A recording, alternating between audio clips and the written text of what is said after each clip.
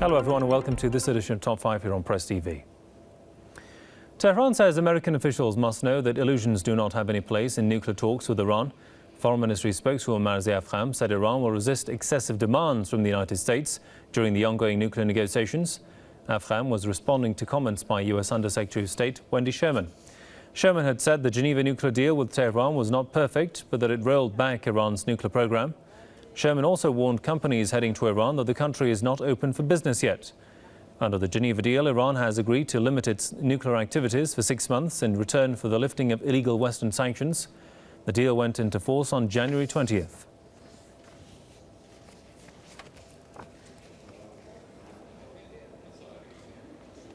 For more on this, let's go to Irvine, California and talk to Professor Nader Bagherzadeh. Welcome, sir.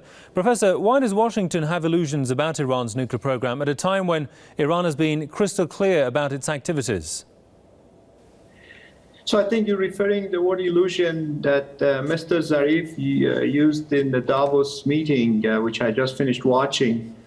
I think the notion of illusion is that from the Iranian side, as Mr. Zarif clearly pointed out, is that in the past, previous administrations had the illusion that they could pressure on Iran and they could get to the zero enrichment.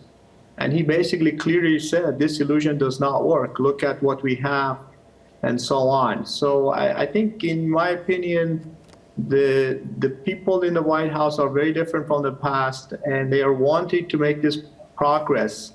And I think they're past that illusion from what Dr. Zarif mentioned in Davos, hence the agreement in November. Now, regarding the comments by Secretary Sherman, I think one has to realize that the United States does not have any businesses with Iran, and the Europeans do. So they're very rushed to go and start businesses. And I think from that point of view, Secretary Sherman is explaining that from what has been prepared in that agreement, some of those businesses are not taking place. But I thought only oil-related businesses were not allowed.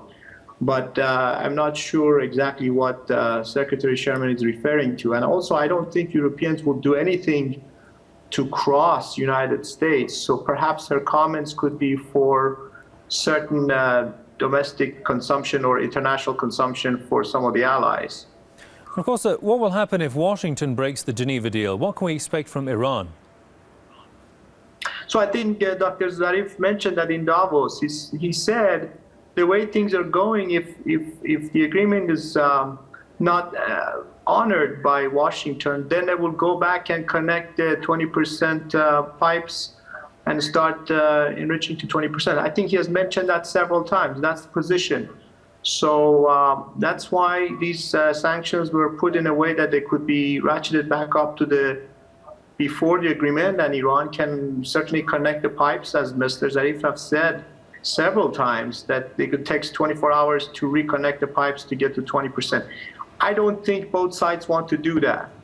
If you see what happened in Davos, I think he mentioned he had a very good meeting with Mr. John Kerry.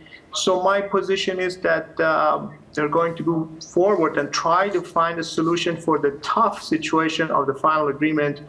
As mentioned, dismantling is a position that is a rift between the United States and Iran. But maybe there are multiple solutions. As Dr. Zarif said, we should not look at one solution, but there might be multiple solutions to that particular point of concern. All right, Professor Nader Bagherzadeh from Irvine, California. Thanks for your thoughts there, sir.